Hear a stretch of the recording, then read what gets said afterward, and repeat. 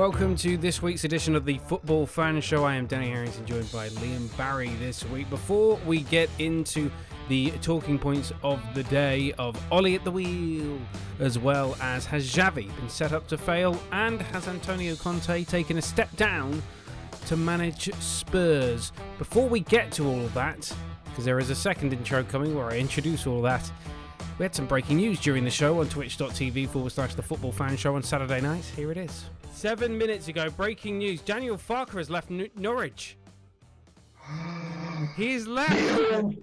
Oh, who is going to give Delia his large German sausage? Press the Warnock button. Neil Warnock for Norwich. Oh, it's all breaking. This is already my favourite episode of this fucking show. Yes! We've had Neil Warnock gone from Middlesbrough. Now we want Neil Warnock at Norwich. Come on. Norwich. So hang on. Okay, let's skip the Manchester United stuff for now. We'll come back. We'll park it. Thank you, Jacob, your boy, for pointing that out in the chat. Thank you very much. We're going to park that for now. So he wins 2-1, and yet he's gone. Was he just waiting to win, and then he was like, yeah, I've achieved everything I wanted. We are world champions. We're the greatest team in England, yeah? I wanted to leave when I was undefeated.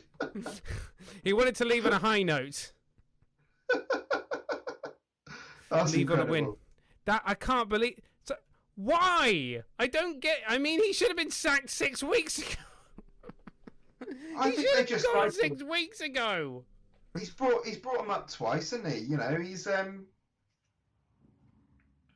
just looking here. I've not. Yeah, no, yeah. It's not that he's left. They've sacked him.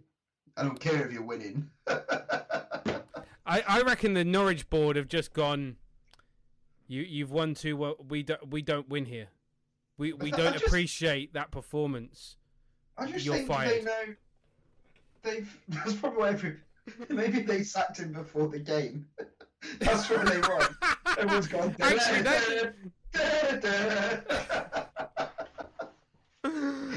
I could actually genuinely believe that. Why? I don't. What the fuck? Fuming. It's just What stormed the out. fuck? To all bastards, all of them. The old bastards, yeah. What the heck is going on tonight? Neil Warnock's gone an hour ago after drawing 1-1. And now Daniel Farke has left Norwich. That's it. No, he was saying, Warnock was saying in his interview, the lad that's coming in, they've been talking about it for a few weeks now, he'll get the signings and stuff. What if that's it? They've been lining up Daniel Farke going, look, mate, it is going awfully for you there. Come here, you'll have a lovely old time. Farke to Borough, and let's press that Warnock button. Warnock to just do a swap. I think Chris Wilder is the name being linked with Borough, but I don't. Why are Norwich getting rid of obviously Norwich are shit and are going down anyway. Daniel Farke couldn't have kept them up, but who's taking that job? Like, I don't get it. What is happening? What the fuck? And on top of that, Eddie Howe's got a job. Fucking hell, Eddie Howe at Newcastle. Do you know who I want to see in charge of Norwich now then? Oh, God. If we go back to when we were talking about the Celtic job, I'm going for Jan Vennegar of Hesselink. Yes, of course. Or maybe what you do is instead of like going down the normal routes, you should probably start looking at I don't know if you've seen. Did you see Cammy's tweet the other day about who was odds on to take over from Jeff Stelling on Soccer Saturday? We did see we did chat about that yesterday, but I didn't see who was odds on because I responded with a terrible joke. I don't know, Jeff. So this was a few days ago. So and I wonder if they should just turn to this list instead of bothering with a professional football manager. So we'll start from so you got 10-1. You got Chris Kamara. So he has got some management experience. Yes. Not too bad. Then 11-1, you got Julian Warren. Who's the guy that does Tuesday nights whenever Jeff doesn't want to work? Yeah. 12-1, you got Chunks. The The fuck? YouTube guy. Why? 14 Why not? Attract that younger audience. Can you imagine him in the dugout at Carrow Road? No. 14-1, Laura Woods. Eh. She already does talk sport breakfast. I'm happy with her on that. Like, oh, wait, you say she hasn't got time to run Norwich? no. Remember, I'm not talking about doing Soccer Saturday. I'm just saying, managing this Norwich. This is the list for Norwich. No, she's got to keep Ali McCoist in order on talk sport. That's too big a job.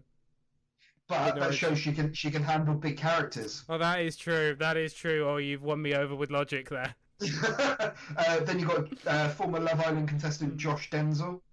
Who? He's on a Match of the Day Extra, or Match of the Day X. Oh god, oh god, that sounds terrible.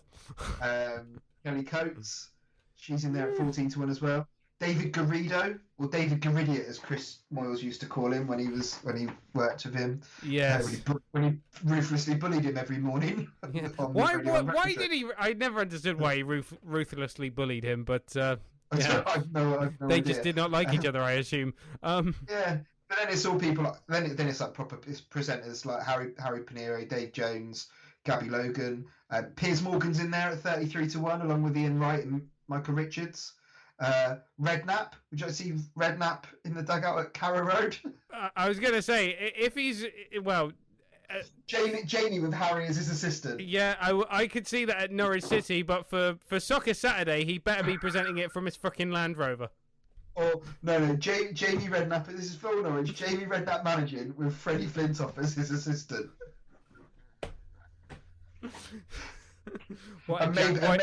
Jack Whitehall as first team coach.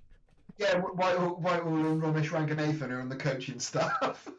Director of football, James Corden. And then outside that, I mean, you know, he might fancy dipping his toe back in. Gary Neville.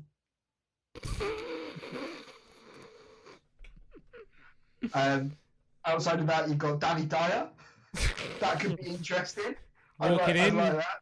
going in, you slags. Telling them all they're a bunch of melts.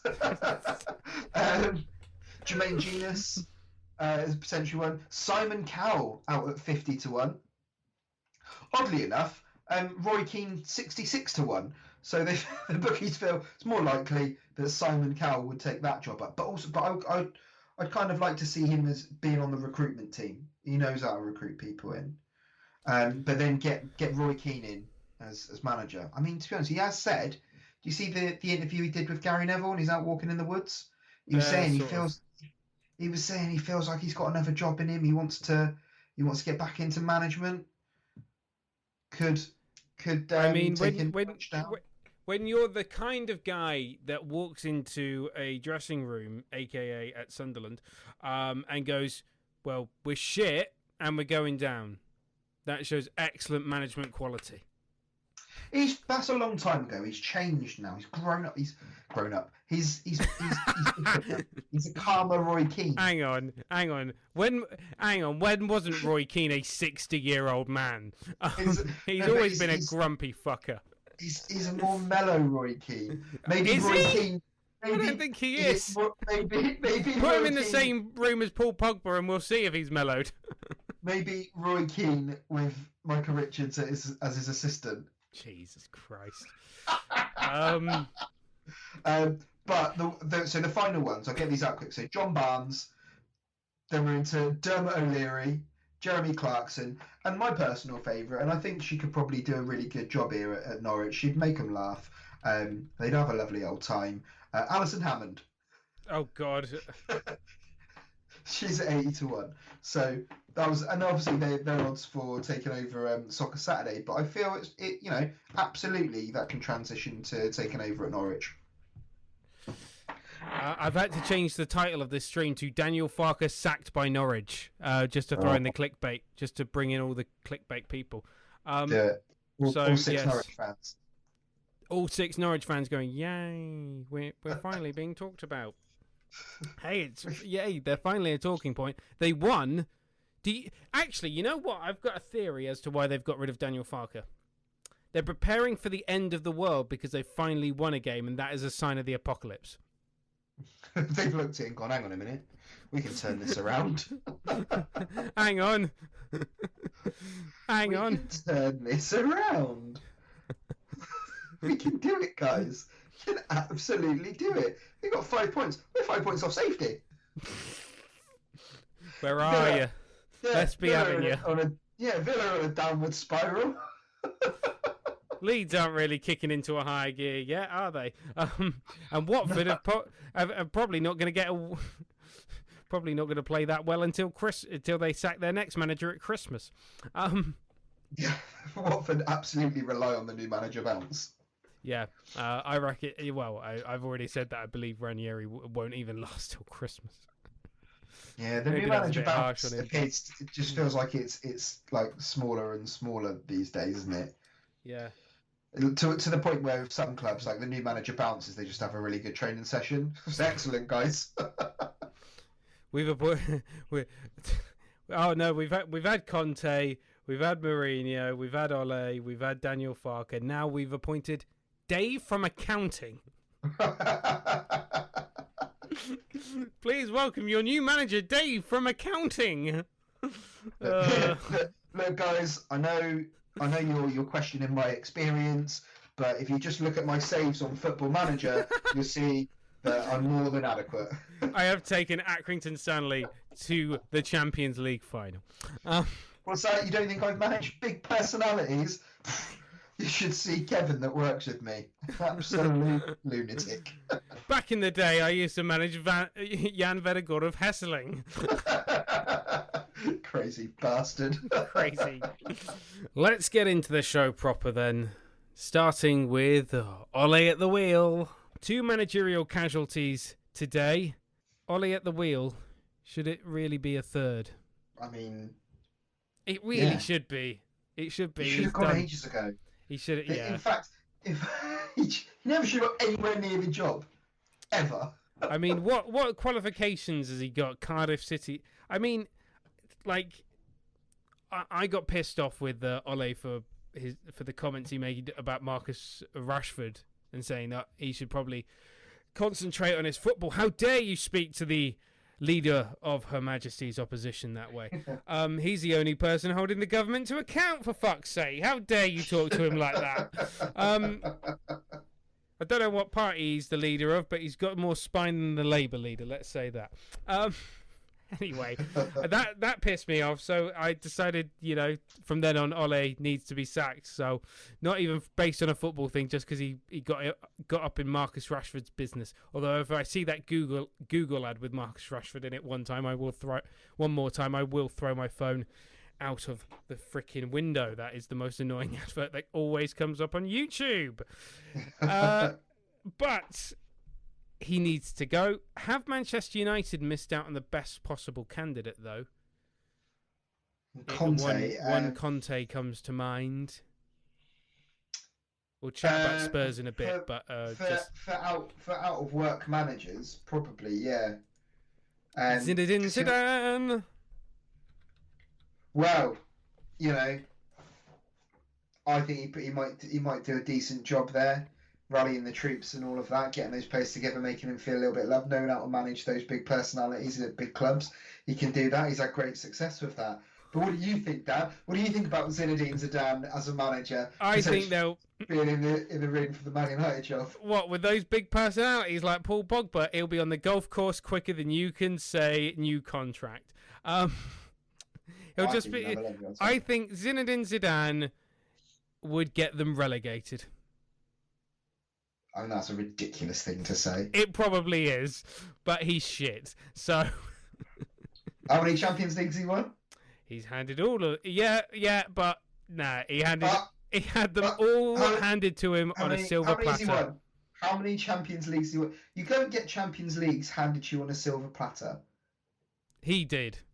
No way. Hang on, Roberto Di Matteo's won a Champions League. You can't argue that. it's not a competition that you just go. They've spent shitloads of money. They're going to win it. Otherwise, Man City would have won it for the last God knows how many years. Hang on, Roberto Di Matteo's won the Champions League. Come on, PSG would have.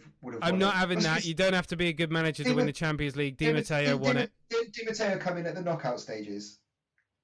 Still won it though. He shouldn't have. Yeah, he came in at the knockout stages, and all he had to do was have a game plan for those specific games. So, and that's what Zidane did. Zidane's not a good enough manager. He's not good. That's man manager. His man say. management is of just the worst quality. How is it compared to who? He just pisses off all his players. Please don't say Brian Clough. Like he just pisses off all his players. He alienates good players. What? Pogba would get alienated. At Manchester United. He alienates good players like Gareth Bale, the prime example. He wasted Gareth Bale. He absolutely wasted him. Did he waste Gareth Bale, or did Gareth Bale waste Gareth Bale?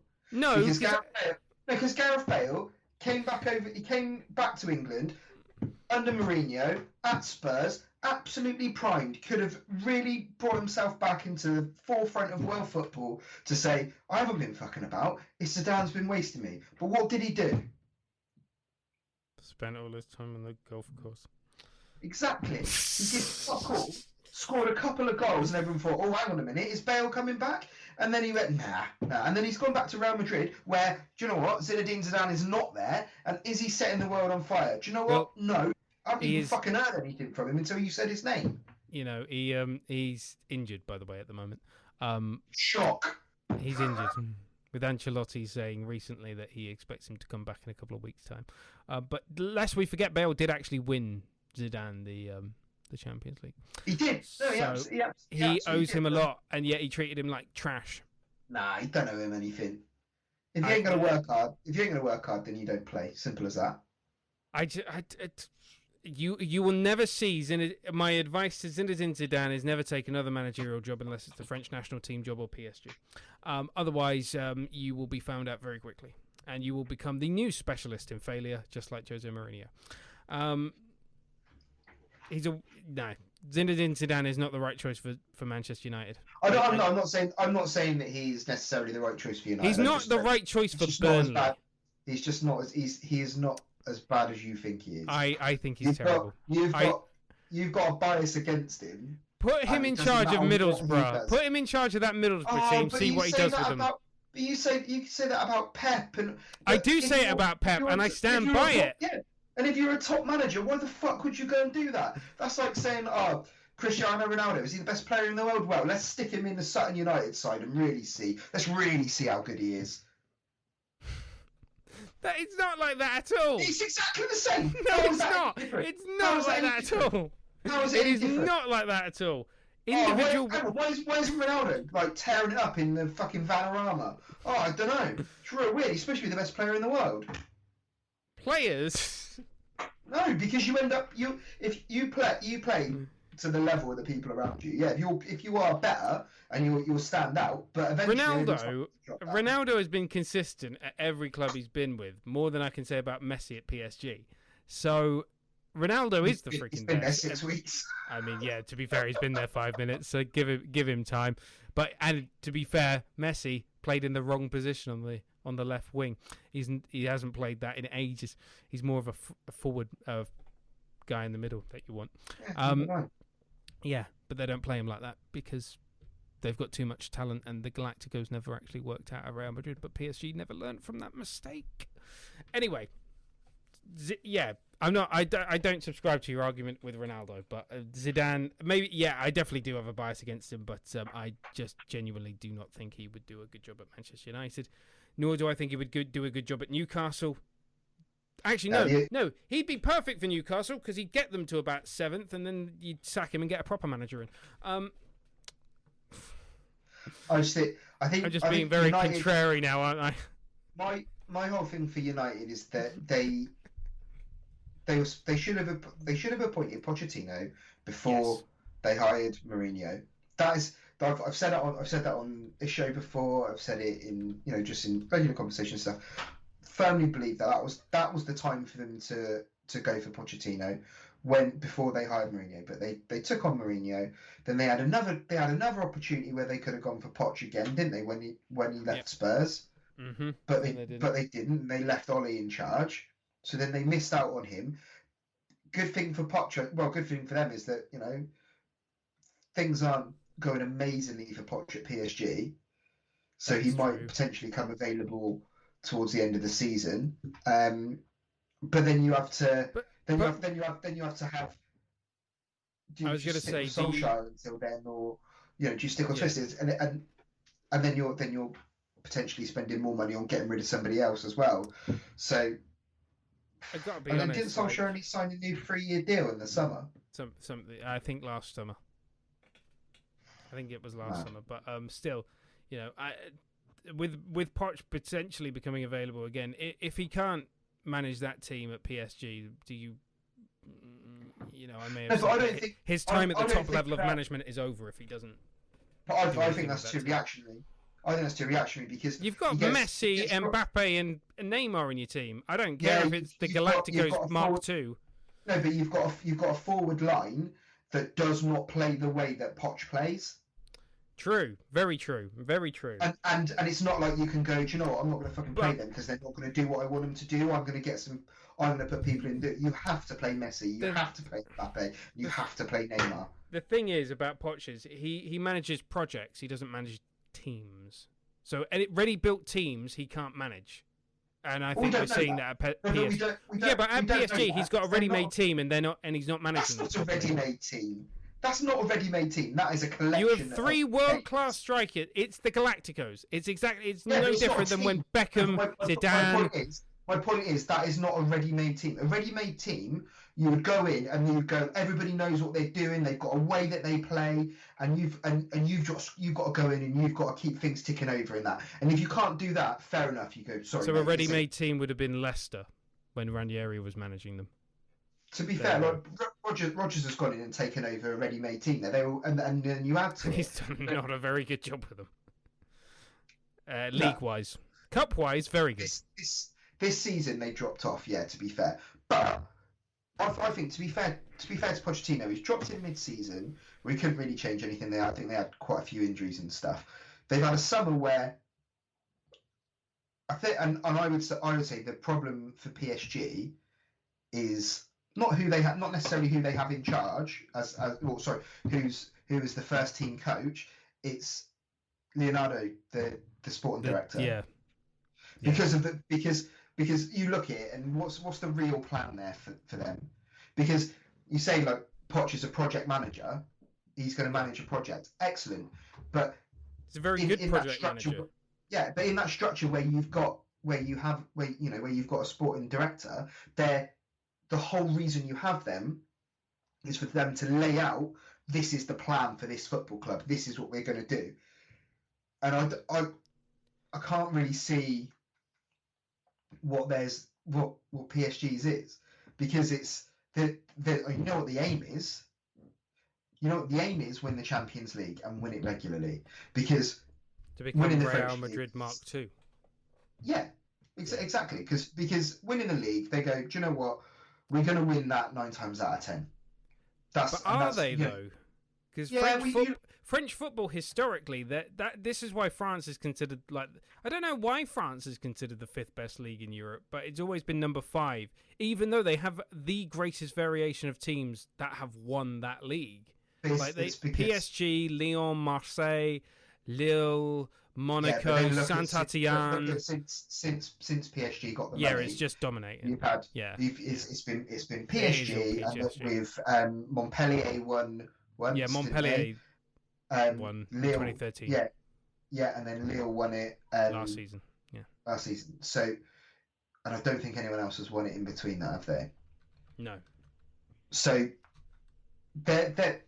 it's effectively becoming similar to the Bundesliga in a way, isn't it? They just don't have the. I think the problem. They're 10 points clear. PSG at the top of the French league. Yeah. So do you know what? He probably and his and Pochettino's kind of tenure will really depend on Champions League. on how he does in Europe, in the Champions League. But if it was it's not a ready-made. I don't think it's a ready-made team. I think it's a collection of good players, but you can have a collection of good players like we've seen when you talk about the Galacticos and stuff, where you've got all these big names, but it doesn't necessarily work because you haven't got the right pieces. So they've gone and got Mbappe, they've got Neymar, and now they've got Messi, and you think on paper that sounds absolutely unbelievable. But then when you look at them in the Champions League, where they've not done so well, where they haven't played, where they've dropped points in the league, and that it's always comes down to the same thing of you've got three superstars up front chilling out, and then you've got a massive gulf in midfield where you've got the likes of Idrissa Gueye and Verratti running around trying to put fires out. But yeah, they can probably get away with that a little bit more in the league, but when it comes to Champions League, they can't do it. If Pochettino's got a core group and going, right, okay, now we can kind of add to that, and he goes out and gets his own forwards, like, yeah, obviously you go, it'd be amazing to have those three players, but realistically, to have a well-functioning team, you have one of them. You have one of them and you build the team around them. Yeah. Having three of them, they're just lucky that they're in a league where they absolutely dominate. Yeah. If you put, that's why you can see that where they're falling short a bit in the Champions League. Let's have a look at more Manchester. So we were chatting about the Manchester United job potentially. Yeah, sorry, absolutely digress. That's replace. We went on a tangent about PSG, which we did not mean to go to, but who cares? Currently, this is all Paddy Power odds. Brendan Rodgers 2-1. Don't see that happening. Although, if I'm Brendan Rodgers, I'm getting the fuck out of Leicester because I said last week in 5 years they'll be a Championship club again. Wasn't there something the other last week or something where apparently the City kind of higher ups have kind of said to him, "Look, if Pep goes, we want you." What, to Brendan Rodgers? I read that. I think I read it. It's just on like the BBC the other week. Why? Why would they want him? Because of the style of football that he plays. Oh, I fucking hate that.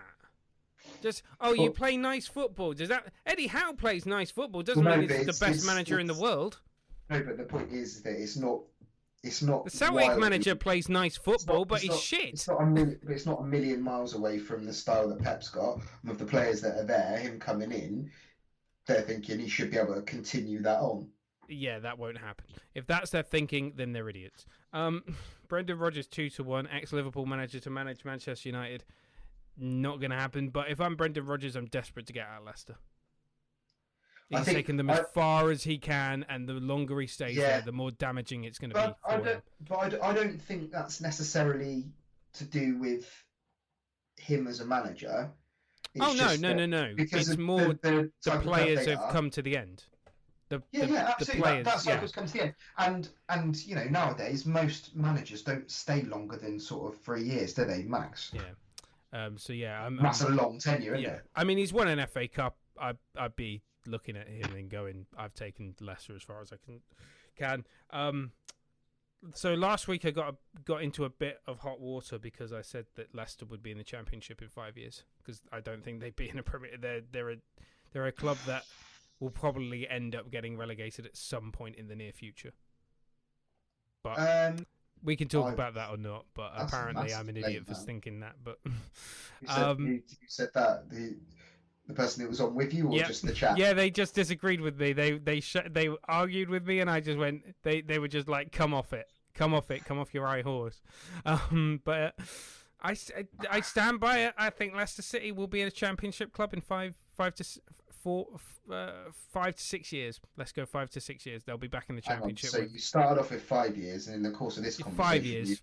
I'm going to stand by 5 years. 5 years. By the end of the season, it'll be 15 years' time. They will be back in the Championship. 15 years' time, they'll be back with their immortal rivals, Nottingham Forest and Derby County, playing out the same meaningless games in the Championship. They're just similar clubs to me. They just belong in the Championship. It's maybe it's a mindset thing. Yeah, this is this. You get this a lot. So I get it when I speak to people, you see it on like, oh, what's the Premier? What does the Premier League look like to you? What would be your ideal like teams in the Premier League? And when before Leeds were in it, before Leeds got promoted, they were always in there. Nottingham Forest were always in there, and it was always and basically what people were doing was saying, well, when I first watched the Premier League and really started loving football, these were the teams that were in it. Yeah. And I remember like when I first started watching football, like Oldham were in the Premiership. And now they're struggling to stay in the Football League. But, but for a long time, I always thought, and because when you first sort of get into football without knowing all the history of those clubs, you go, yeah, well, they were there at that point. So yeah, I would have thought they would have been up there. They'd be in with a shout, wouldn't they? But then no, Oldham would never be anywhere near it. Exactly. And their club is dying. Apparently. So I think it feels like that's where it's coming for you. Is you've gone like maybe when all the years I've been watching Premiership football, Leicester have been a Championship. They've cameoed, haven't they? Yeah. They've come in. They've had a little season. It's like Bolton, Blackburn, Stoke. These are clubs that aren't Premier League clubs anymore, but were for a point. But what I would say with Leicester is, I think they've done a lot more than Blackburn Rovers did when they won the league. But the ownership not maintained it because actually, No, but they put processes in place like their training ground and youth grounds have all improved, which Blackburn never did. Blackburn just spent all their money, blew their load on Alan Shearer and Sutton and all of those guys to win the Premier League title. And then after that, it was like, well, where do we go next? How do we maintain it? And everyone was like, and then they ended up getting relegated like a season or two later. Yeah, and then under Hodgson, wasn't it? Yeah. But I think, but Leicester, sorry, they've really. I think it'll be a gradual. They've got the structure there, but the clubs. Yeah, maybe. I think it all depends on. Like Blackburn always used to be like around the UEFA Cup. Though. I think it all depends on if they keep making those shrewd appointments. Which they have, and let's not forget though, like after Ranieri, they went to Claude Puel. Yeah, that was a poor appointment. And that didn't work. And then they went, hang on a minute, and then they got Brendan Rodgers in, and he really changed their fortune. He really pulled them back up to where they wanted to be. So it all depends on what their next move is, really, and who they bring in, because they've been really good with their signings. I mean, Boukari Soumer, who they signed in the summer, from it's not Lille, is it? But it was a French side, might be Lille. It is from Lille. He's a good player. A lot of players. He was a lot of people wanted him at Arsenal. A lot of Arsenal fans were talking about him constantly, but he's made the summer before. He's made that move to Leicester. They've brought players through, and they've still got the likes of Maddison, Harvey Barnes. I know he's just come back from injury and that, but he's done a lot. He was good last season for him and everything, so he's only going to get better. It's just whether they can carry on, just like finding those sort of rough gems and I think the reason they do that is down to the structure. It's not necessarily the manager, but it's if they can keep those two things, making those shrewd appointments and finding those gems, they'll be all right. But I don't know. I think it always with those. I don't think they'll be back. I don't think they'll be back in the Championship in 5 years, though. I think it'll take longer than that. I think it always happens to those kind of clubs, so they always kind of fall off the wheel. It always happens. Blackburn, Bolton.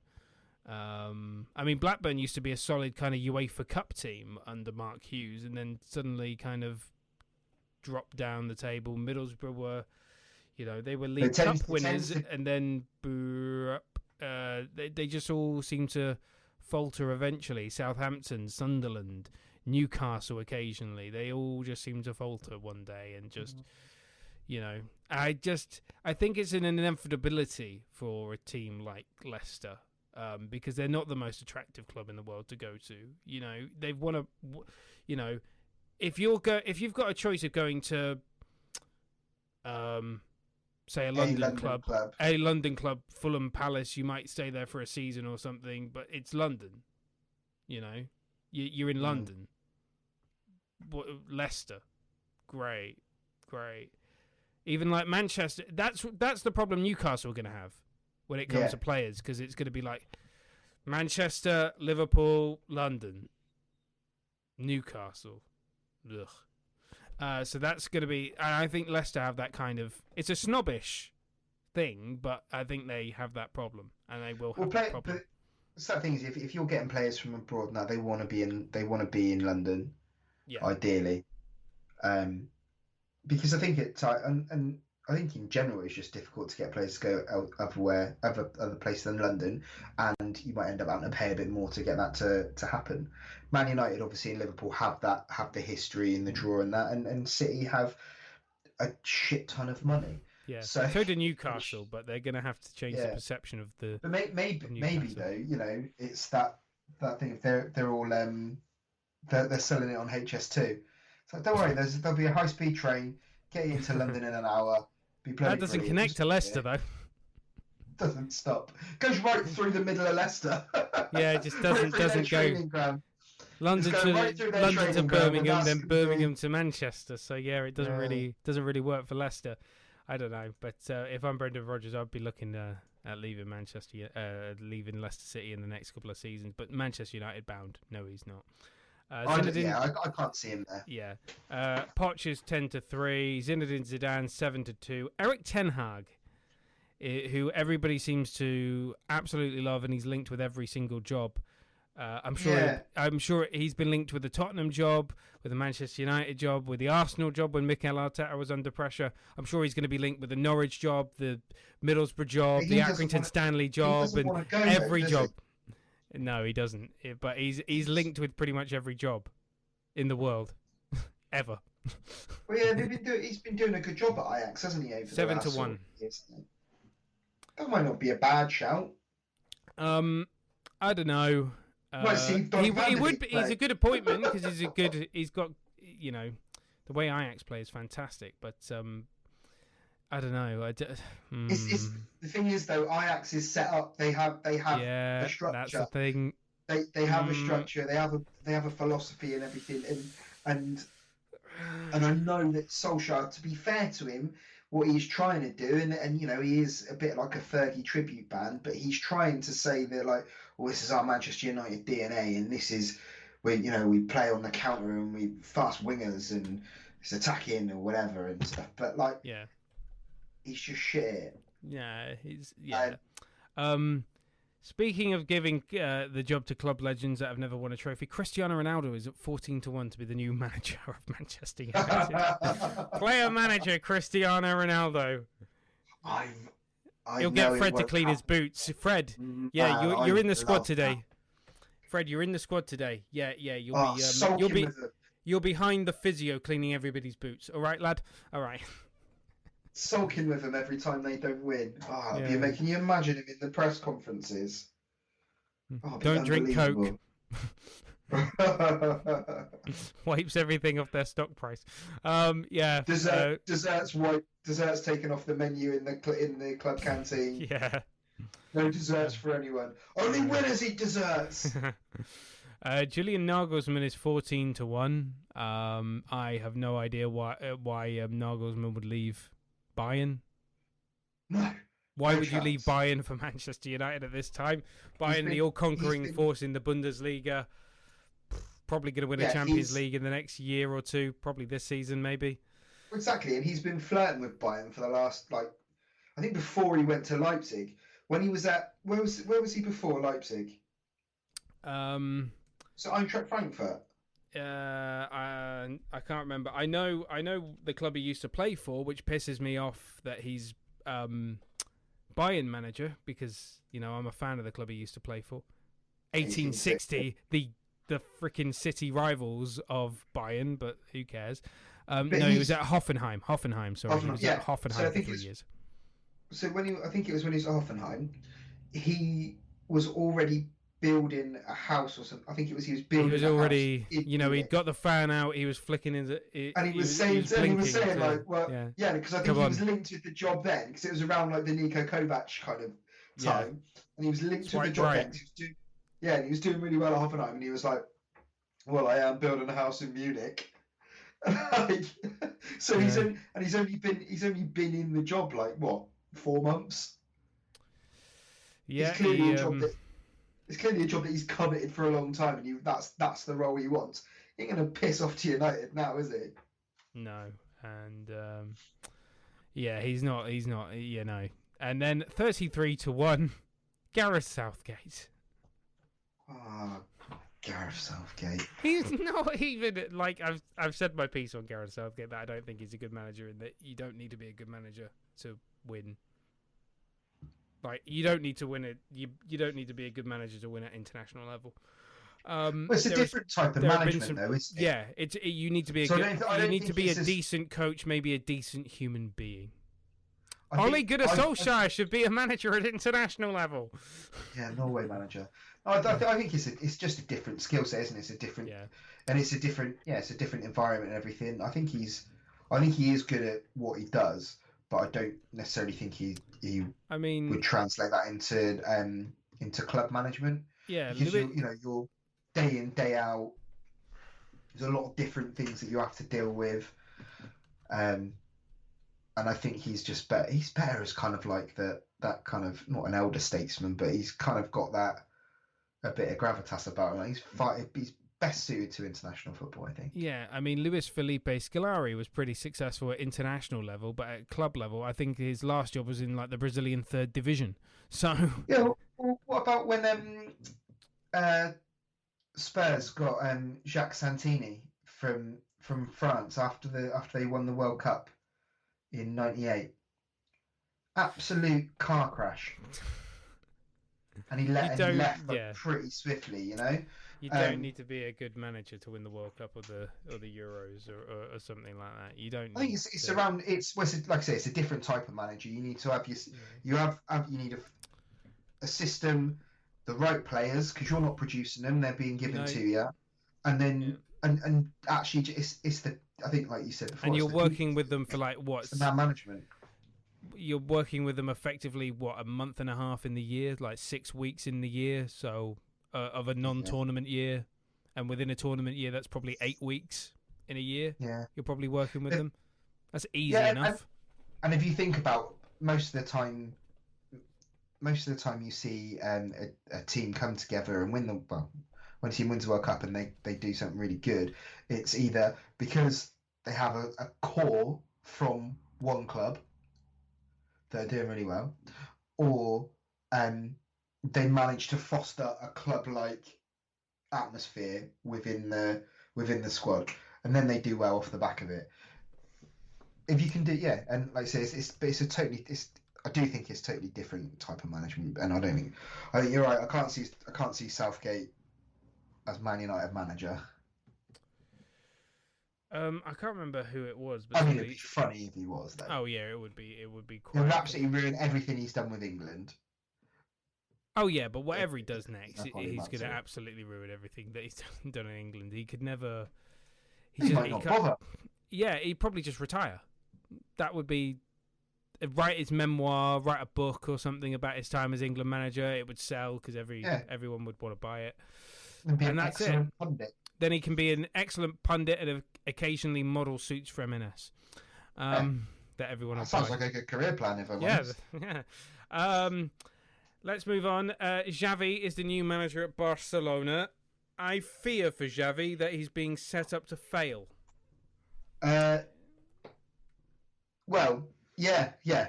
He's been. I agree. Because people, idiots like me, are like, oh, why don't you just get Xavi? Because you were going to appoint him anyway, so why not get him now? And now I just feel like an absolute shit show.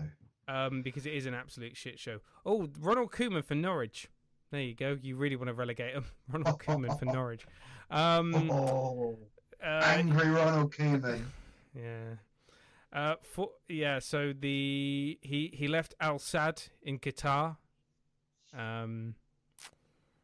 A club he'd been managing since 2019, and he's now gone to Barcelona. How does this not turn into Ollie at the wheel for Barcelona? It's Xavi. How does this not turn to the meme of Ollie at the wheel for Xavi? Because I'm worried it will. think Barcelona are slightly different because they promoted from within numerous times before, and I know technically he's not promoted from within, but he's got the He was Barca there, DNA. but Yeah, the Barca DNA, and they would have been watching what he's been doing at Al Sadd, and yeah, it's not a major league or anything, but I think there's an element of being able to look at, okay, well, what style of football is he playing? Will that, and like I said, like he knows Barcelona, he knows the expectations, so there's that. So I think, and I do think that's one thing. It's the whole pressure cooker environment of Barcelona, the goldfish bowl or whatever cliche you want to call it. He understands all of that and the work and how the club works and stuff. So that's a massive thing to be able to take out of the thing straight away. Go, okay, well, this guy knows how everything works. He knows how we tick. He'll already have a relationship with the president and everything as well from his time there as a player. So from that side of things, that makes sense. Looking at what he's done as a manager there, I think he's done all right. I think he's won like 3 league titles, and he's done all right in the Asian Champions League and stuff. So you kind of,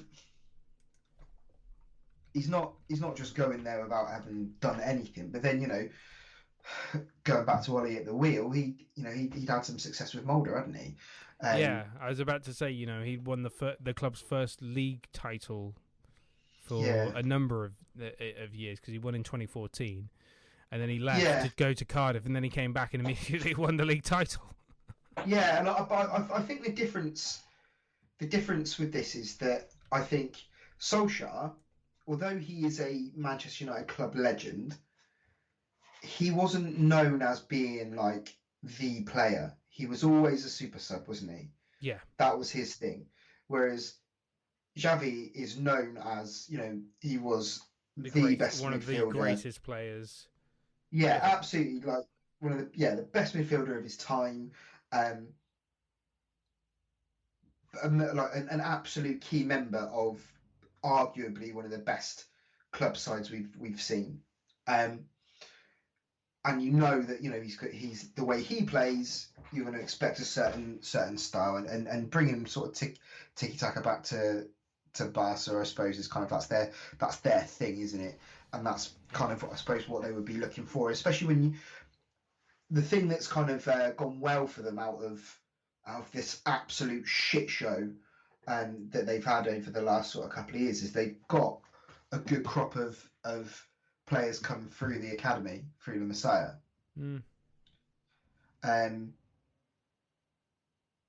So I think there's potential there that, you know, you've got Ansu Fati, you've got was it Gavi, isn't it? Gavi, Pedri, they all sound like knockoff versions of Xavi and Pedro and all of that. So you've got that group of players coming through, and the problem I think he's going to have is, one, the rest of the squad that he's got is a bit dog shit. You've got Sergio Aguero's now out for 3 months, and he with some sort of heart issue. Now, if that's his heart, that could be it. That could be him done. So then what have you got to fall back on? Memphis Depay, who is all right. Yeah, he's decent. He's all right. Yeah, that's all I can. All I can say is decent. Yeah, he had a lovely old time in France with Lyon. And then what? Martin Braithwaite and Luke De Jong. Martin Braithwaite's banging in the goals. Yeah, and then got a pot to piss in. Yeah, so financially they're screwed. Who are they being linked with? They've been linked with someone, and it's like, oh yeah, Barcelona would really like to have this player. And it's like, of course they would. Of course they would like to have that player, but you know, you can't buy players with well wishes and promises, can you? You need actual money to do it, and they don't have any. So I think that's where the issues would come for him unless they've sought some investment into the club, and that's why he's come now, because they wanted him before. Yeah, they did. They wanted him before they appointed Koeman, and he said no. And that could be because he's looked at it and gone, well, that's a ticking time bomb there, and I don't want anything to do with it. You know, so Smart. maybe that's why. But yeah, it's one of those things where they're traditionally such a big club, and you expect to see amazing football from them. So one part of me goes, yeah, I really hope he does well there. But then the other part of me goes, they're well and truly in the Banter Club group, aren't they? And seeing the wheels fall off at Barcelona has been absolutely delightful. I mean, especially as an Arsenal fan, having suffered against Barcelona so many times. I mean, seeing the wheels come off has been great. I mean, it's more. I kind of remember the wilderness years of the 90s for Barcelona. That's when I think of Barcelona before kind of Ronaldinho, I kind of think of more the wilderness years, because if I really think about that, I mean, well, no, there was who did they have? They had Koeman. They had Koeman. What, Ronaldo up front, Guardiola. You know, they had. Sorry, it was post that. That was a good era, and then kind of like early 2000s. Yeah, that was it. That was the kind of wilderness. I remember there was a season when they were about 15th, and that was a season that at the end of that season or whatever, or mid-season, they signed Ronaldinho, and they kind of got and they got him from under Man United's nose, and everyone was like, why has he gone to Barca? They're absolutely shit at the moment. And then absolutely they built destroyed everybody. Yeah. And then Guardiola Where's came in. Frank Rijkaard? Get him back. Yeah.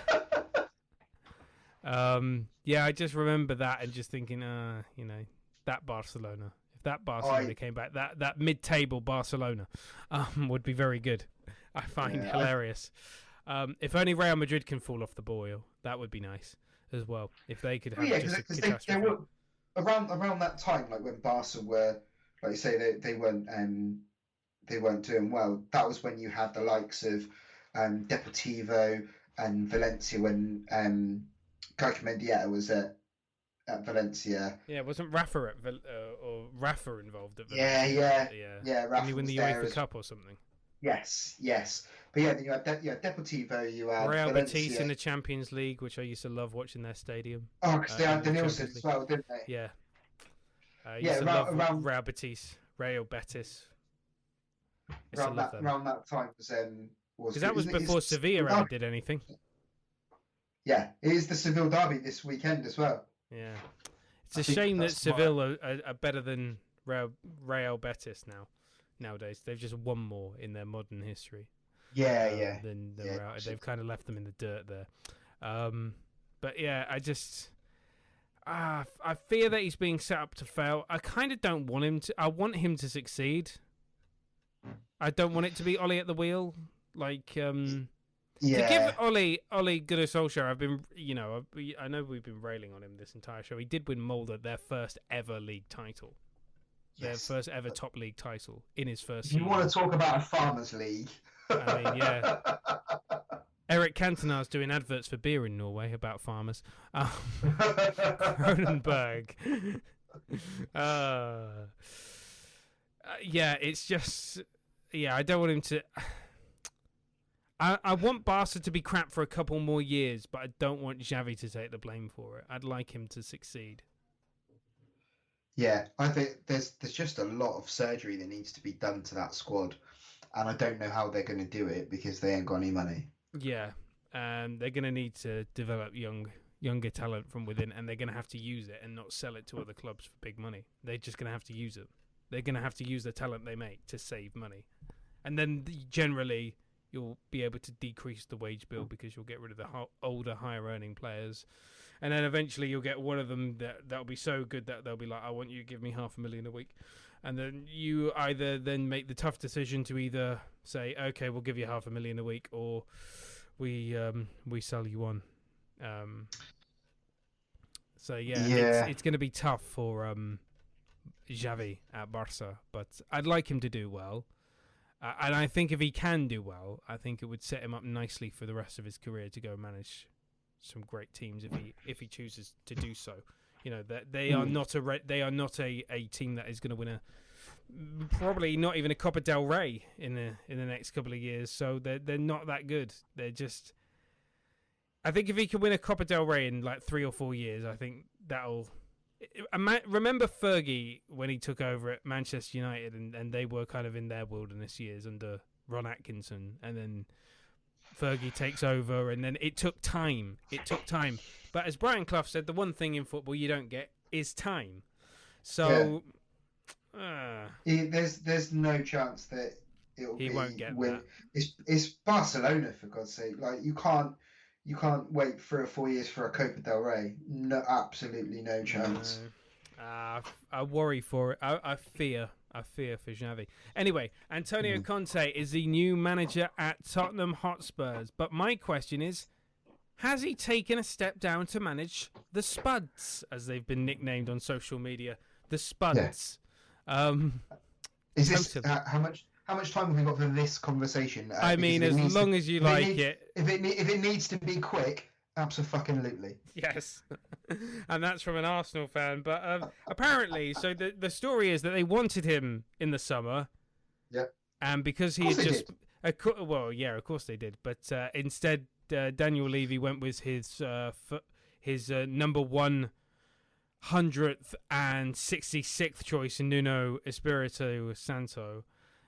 Who was literally, they were trying to give it to Dave the taxi driver, and he even turned him down, and then they finally gave it to Nuno. I think Nuno's problem started just by his name, because he sounds like an aftershave. Him. Yeah. He sounds not like even the Tottenham fans wanted him, and it's just like, I feel bad because don't feel bad for him. Before, I mean, if they got him, if he went there kind of like this season before, after like Wolves had, like the first 2 seasons Wolves had come up, like they would have been like they would have been excited about him. The players would have got on board more and everything, but because the way Wolves were last season, well, you know what, Harry Kane would love to be in Nuno's position. 4 months' work with a £12 million payout, and he's free to go wherever he likes. Harry Kane's desperate. I mean, for Nuno, that's £12 million payout. 4 months' work. I'd say that. Oh, what's that? Nobody wants to hire me anymore. Oh, don't worry. He'll get a cushy job at Kidderminster Harriers. Yeah, I'll go somewhere I actually want to. But do you know what? I'm going to go back to Portugal, because you know what? The weather's bloody lovely there. Yeah. I hear Al Sadd need a manager. Yeah. Maybe Norwich. He could go there. Maybe Middlesbrough. He could. But I don't think he will. I think he'll take a break from football. Nuno at Norwich. Yes. Has a ring to it. Nuno at Norwich. Because realistically, like, they know they're going to go down, but also they know that Nuno can get you out of the Championship. Yeah. Which is, very true, and Norwich needs somebody like that, but I don't see Nuno taking that job. I think he sees himself now as a Premier League manager, and I think whether that's foolish of him or not, I don't know. But maybe because things aren't amazing for Mourinho at Roma, are they? Maybe he just sits tight. I mean, you say that they're fourth, aren't they? For Jose to get sacked. Yeah, but they've lost some big games, mate. Oh yeah, I know they lost the Rome derby to Lazio, which was unacceptable. Oh, sorry, they're fifth. They're behind Atalanta. Exactly. Maybe he pops up there. Maybe just follows in the wake of Mourinho. Yeah, they did lose to Milan as well, and they drew midweek in the UEFA Vanarama National League. It's not having an amazing time there. So No. I still can't believe they lost 6-1 to Norwegian side. I never. What is it? Bodo. Is it Bodo? It's like Or Bodo something like slash that, Glimt or something like that. And they've got a something slash like in that. their Yeah. name. I don't know what it is, but anyway. But they lost 6-1.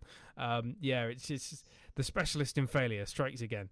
Yeah, maybe he could go to maybe he could go to Italy. I don't know, but for Conte, it just. I think he was all smiles going in, and then he went to the training ground and he looked rather miserable afterwards. he saw the mountain he had to climb and go, oh shit. He saw Dele Alli practicing handshakes and went, "Oh, for fuck's sake, what am I doing here? Oh This no, idiot." no! I heard Dele Alli ran for the first time this season in training, running away from Conte, who was trying to chase after him to tell him to get the fuck out of the training ground. I love the sound clip of where it's like, "Oh, would you?" They've asked him the question like, "Would you prefer a player to like not give 100% or kill him or something?" And it's just like him going, "I prefer to kill him." He said, I quote Dele Alli to Conte their first meeting. You sleep with the fishes. Wait, what was it on after the first session on the old All or Nothing, wasn't it? Mourinho just called out Ali and he went, "I heard you're an awful trainer." Yeah. He was like, "What? Heard you're really lazy in training," and that was it. And the fact is, like, Conte will not. He won't. He won't accept it. He won't accept it. And there's that. I think it's Nicky Bandini who says it. Who's sort of told the story in other podcasts and stuff about how it's like the description of Conte is that his words assault you. So yes. What how is Dele Alli going to react to that? Break down and cry, presumably. I think I don't know how. I think I don't even know how Son would react to that. You know, he always looks like he's about to cry. Yeah, but he's ready. He's ready to cry. Yeah, but then he delivers a couple of goals, and that keeps him in the good graces. I mean, Antonio Conte performs miracles wherever he goes. I mean, he used to be a bald man, and now he's got very nice hair. So you know, he performs miracles. You know.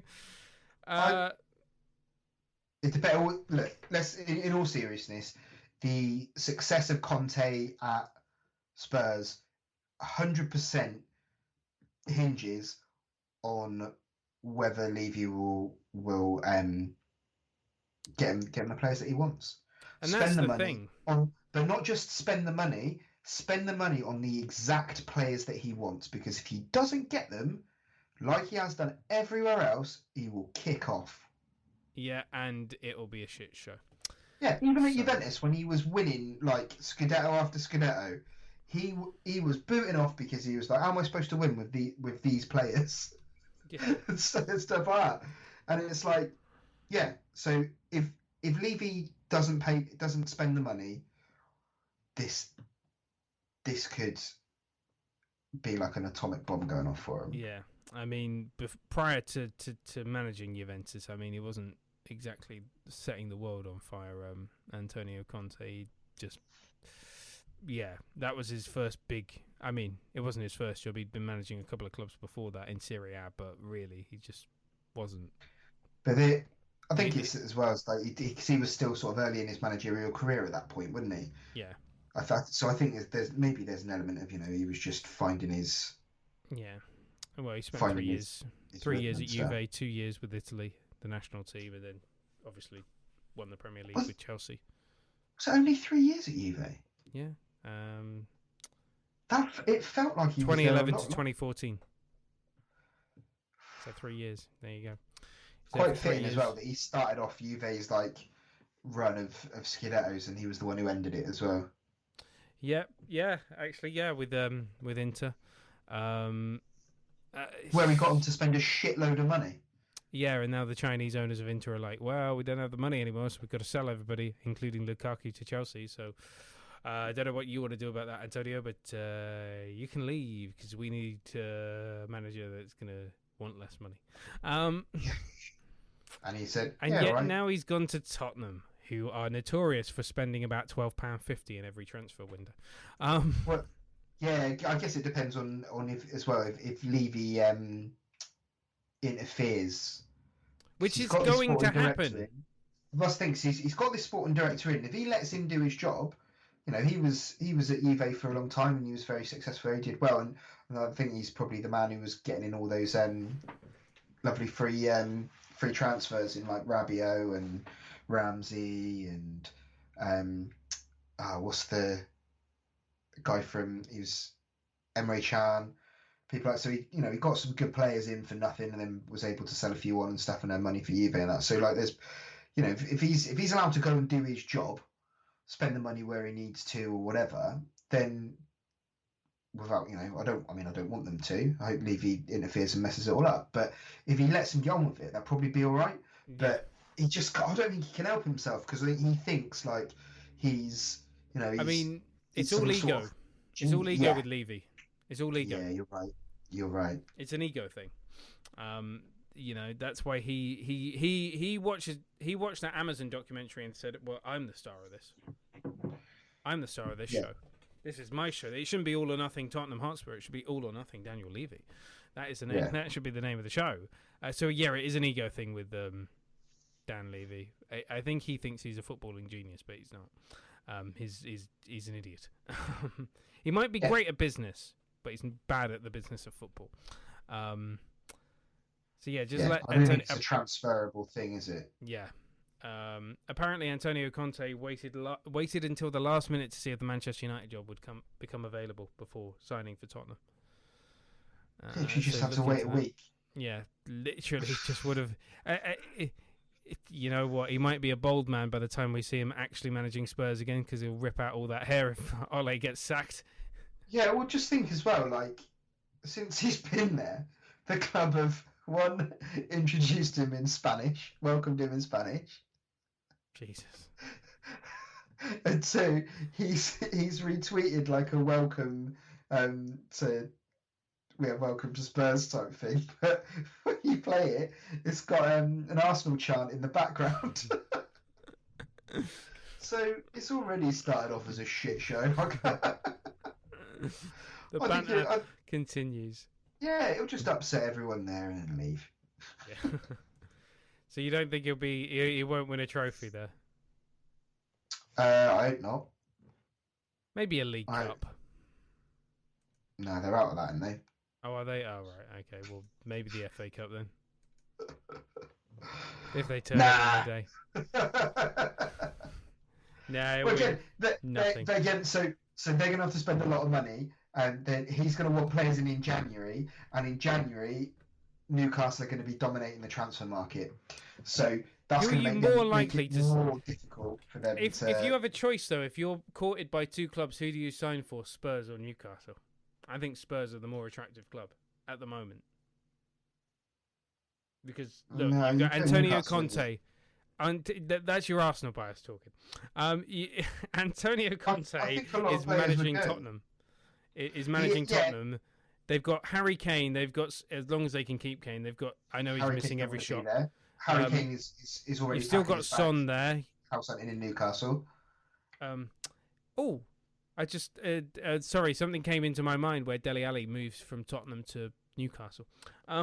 Yeah, that could happen. Yeah, that could happen. They want to get rid of him. Dele probably wants to leave. He's probably done with that, with them. So, I still think Tottenham are the more desirable club based on where they are, who they are, and who's managing them.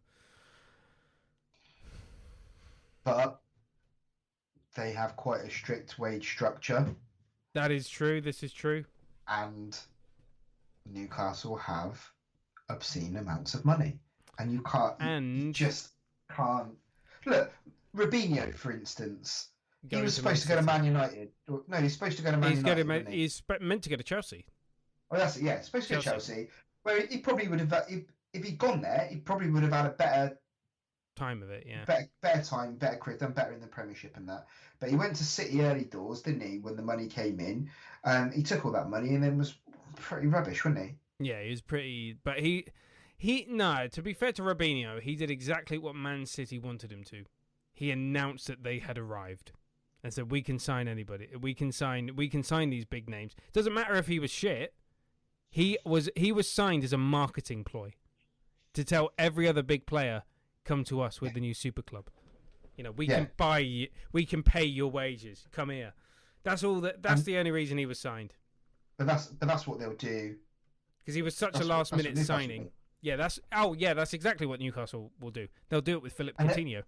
But what they did as well was City was signing players that were having good seasons that have been doing well in the Premiership. I mean, they signed Benjani. They signed Benjani. When they signed Robinho, they signed Benjani because Mark Hughes liked him. No, but at that point, Benjani was banging in goals for Portsmouth. And yet he turned up at Man City and did. Jolien Lescott was an absolute rock at the back for Everton. So they looked at the league and went, okay, well, from these lower teams here, let's pick off all their best players to build ours. They signed Gareth Barry as well, didn't they? Gareth Barry, Emmanuel Adebayor, James Milner from James Milner. Who else did they sign that season? Did they take Toure that season? Yeah, Kolo Toure. Yeah, he was. I think it was the season after. But my point is they'll probably be looking at they might be looking at the likes of Burnley, Brentford. Maybe Ivan Toney goes there. Do you know what I mean? Like running through those clubs. Who have Southampton got that they might want to take off their hands? That Livermento's doing all right, or maybe they go for Lamptey at Brighton. You know, they'd start picking all those players, and they might be players. And if it's realistically, because you know all the money's there, and now that they're going to be this massive super club, you go, do you know what? Yeah, Spurs might have Conte at the moment, but the financial package is good, and if I do well there, I've probably got more chance and a more consistent chance of winning trophies long term at Newcastle, where they're going to be spending a fortune, than at Spurs, where Levy barely wants to keep the lights on. Do you know what I mean? He probably has a fucking Hive on his phone that he's turning down the temperature at the training ground just to save a few quid. Antonio's still got the lights on in his office. Boom. Yep, turn them off. Shay Given was also signed in the January window of 2009 by Man City, as was Craig Bellamy. To your point, and they also signed Wayne Bridge, Vincent Company for $6 million, which sounds like a freaking cheap deal with what he went on to achieve. Sean Wright-Phillips from Chelsea, they re-signed him. Pablo Zabaleta from Espanyol. Joe from CSKA Moscow, not Joe from accounting, and Tal Ben Haim. Who at the time, to be fair to Ben Haim, he was at Chelsea, wasn't he? Yes, for £6 million. Yeah, and he'd been doing all right, so... And he was pretty terrible at Man City. Yeah. He played 13 games for Chelsea, did all right, and then he went from Bolton to Chelsea to City to Portsmouth, and then to QPR. So his career went grey shit. So yes, I mean, I still think Tottenham are more attractive as a prospect than Newcastle for now. If you're a top player, if Tottenham went after, say, not that they're going to do this, but this is a hypothetical. If they both went after Alex Oxlade-Chamberlain, for instance, I know that Alex would probably never go to Tottenham because of his Arsenal connection, but just take that out of the picture. If this is, because this is the player in my head, if they're both approaching Alex Oxlade-Chamberlain, I reckon, actually, that's a bad example with his wife being from Newcastle. He'd pick Newcastle because she'd convince him to pick Newcastle. But if it was somebody like, who's a good example of somebody with no connection to either club? Just give me a random name.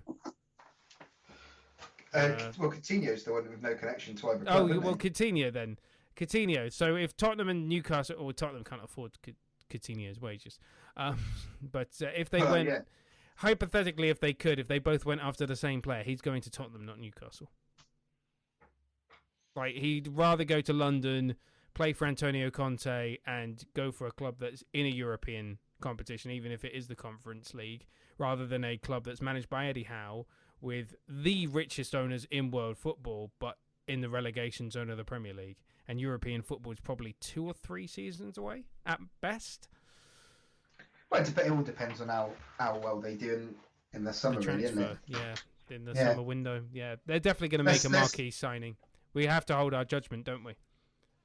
Yeah, I think I just think that players. I don't think players necessarily think sort of too long term based on a manager. I don't really think as a player you can really be looking at, unless you're signing for like Klopp at Liverpool or something, going, do you know what, he's going to be there for a bit. Because even Conte, you look at Conte's record, and like in my head, I thought Conte was at Juventus for like 5-6 years, but he wasn't. He was there for 3. He was in it for 2. He was at Chelsea for what, 1.5, 2? Yeah. Like you already know going in that this guy is an explosive character, and he will do good things, but it's going to be like a volcano erupting all the time, and eventually it's going to go bam, and then he's going to be gone.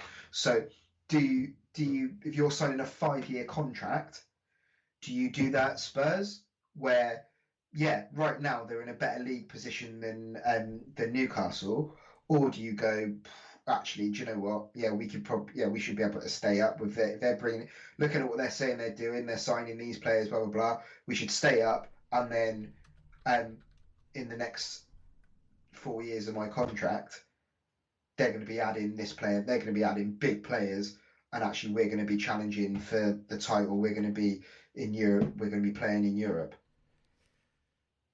That's the thing, it's a gamble. Yeah, it's a gamble, but and the fact as well that you know you're going to be fantastically financially rewarded for doing so. The toss up is you have to go and live in Newcastle, where it's going to be absolutely fucking freezing and rain most of the time, but your holidays will be lovely. And everybody speaks like, "Way are you, man? Way are you?" Well, but the thing as well is, you know that the fans will absolutely adore you. Oh yeah, they.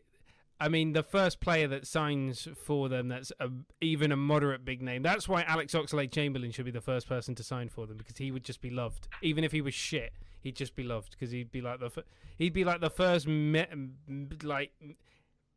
player to kind of go. I mean, that's harsh on him. He's not meh. He's good. He's very good. He's good. He's just not. It's his injury record that's really hampered him from pushing on. But if he signed for them, they'd be chanting his name for the next 10 years, even if he did nothing for them, because they're so mad for it. They just love it. They love it. They love their club, and it's a one club city as well, isn't it? Yeah, it's there's Gateshead, but who cares about the National League? I wonder how many Sunderland fans there are in Newcastle. Nope. Who else are you going to support? North or South Shields FC? Nah, thanks. So whoever... Yeah, I still think Spurs are the more attractive club than Newcastle right now. But yeah, Antonio Conte's definitely taken a step down. Is he taking a step down to take a step up and try and show that he's the greatest manager ever by winning something with Spurs? Or the Spuds? Because really, if he does do it, I've got no arguments to say he's not a great manager. Are you shitting me? I mean, if he were to win the Premier League title... You've been booting off about Zidane, who won 4 Champions Leagues. With Real Madrid, with a team of Bale, Benzema, Ronaldo. I mean,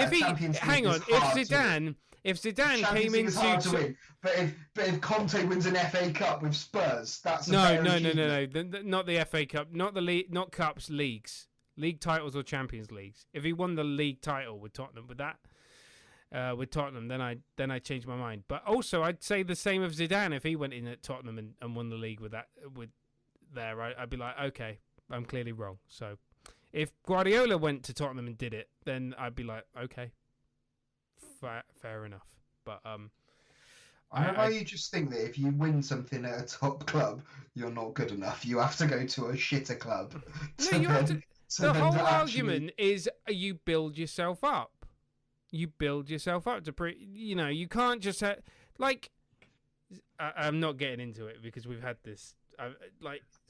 Go to a club where you can't spend hundreds of millions of pounds on players and then win the league title, and then I'll say you're the greatest manager of all time. That's all I'm saying.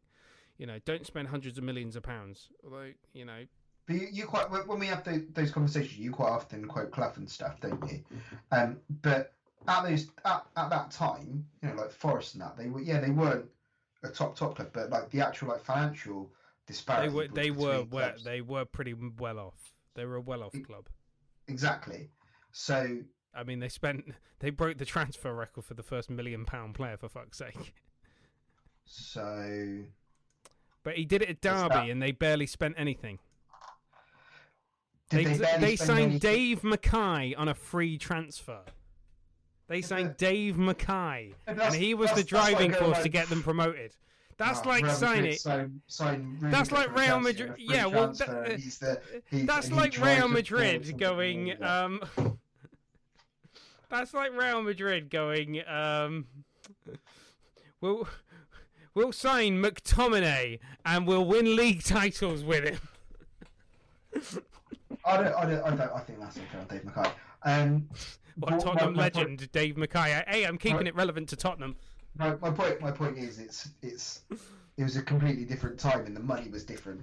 So when you say they do it they sign someone on a free transfer, but clubs sign players on free transfers all the time, and they get but they give them massive money. PSG just signed Messi on a free transfer. And gave him €500 million a week, yeah. So if Poch goes on and wins the Champions League, does that make him the greatest manager ever? No, but I think if he fails, then that makes it that's his time as a top level manager done. I don't understand why a top club would go anywhere near him after that, because you can't fail. He's been set up to fail, but you shouldn't. If you're looking at it from an on-paper perspective, and I know football isn't played on paper, but hear me out. If you're looking at that team on paper, a monkey's uncle should be able to win the Champions League with that. Now, he has been set up to fail, Poch, and I kind of feel sorry for him. Probably should have left in the summer.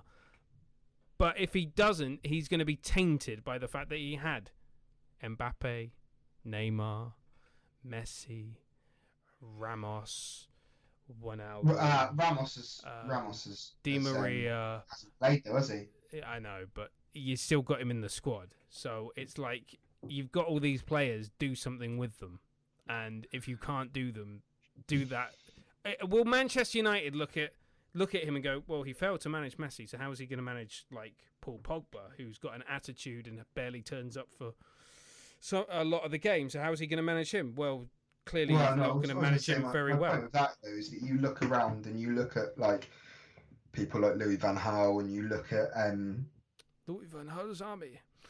Yeah, do you know what I mean? A lot of big managers, you don't just have a go and then you never get another go again. I think if it goes wrong at PSG for him, I don't think that's him done as a top manager. No, but I think he takes a step down to take a step up. Like Mourinho at Tottenham, that's a step down for him at that time to take a step up, and then he's taken another step down at Roma because he failed. A sideways step. It's a sideways step.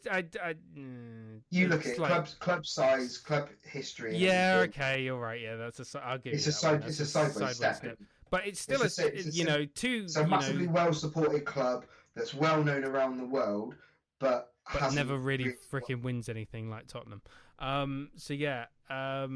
But yeah, that's a step down. So he's taking a step down with Tottenham and Roma to take a step back up. He won't because he's shit. But the tactics he uses are from a bygone era. But that's besides the point. So I think Poch would have to take a step down to take a step back up again after PSG. So probably Newcastle would be a great job for him because that would be a step down, but to take a step back up. And it's a project as well. So there you go. Exactly. But just jumping back to the Man United job, somebody that we've totally written off, we haven't even mentioned. Mick McCarthy? No, he's been doing a great job. Neil Warnock? Absolutely turned his club's fortunes around. Even managed to work from home and do it. Oh, God. What David Moyes? Been there, done that, failed. As much as I am loving David Moyes at West Ham right now. Just you're saying take that step down to build yourself back up. That's what he's been doing. He came right down. And everyone thought he was Manchester done. United. What was it? Manchester United, Sunderland, West Ham. When United, Real Sociedad, Sunderland. Oh yeah. Oh yes. I forgot Real Sociedad. Yes. Yeah. West Ham, somewhere else or nowhere, and then West Ham again. Yeah. Yeah. It was not. So. He's you know what? Back up there and he's back to his Everton best. That guy can take over from Ferguson. I still argue that had Manchester United appointed Mourinho after Ferguson, then Moyes would have had a better time at United. Because if they had gone Ferguson, Mourinho, and then Moyes, then it would have been better for Moyes. I think if they appointed Moyes now, he'd have a better time at United. Probably. He probably would.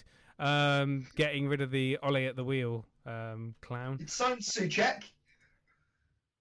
I mean, just get that West Ham team. Fuck Pogba. Get rid of him. Just get the West Ham team. Mikel Antonio up top. There you have it, Manchester United fans. The solution you want this Christmas: sack Ole, get David Moyes back. There you go. Whatever I did, whatever I said, I didn't mean it. I'm just gonna quote take that. There is no show next week due to international football, but there has been another managerial casualty after the show last night. Dean Smith departing Aston Villa. So 2 jobs available in the Premier League right now: Norwich City and Aston Villa. More on that in 2 weeks' time on the podcast. We return to twitch.tv/The Football Fan Show. For football news, all you got to do is go to our TikTok account. It's at The Football Fan Show on TikTok, or you can go to instagram.com/The Football Fan Show, where you can also catch the 60-second news videos in our Instagram Reels as well. Don't forget to check out our YouTube channel. Thank you very much. Go search for it. It's The Football Fan Show on YouTube. Tweet us at TFFS Live, and you can email me anytime. It is thefootballfanshow@gmail.com. Apart from that, it's time for me to say goodbye. Have a great week. Have a great fortnight, and we'll catch you in 2 weeks' time.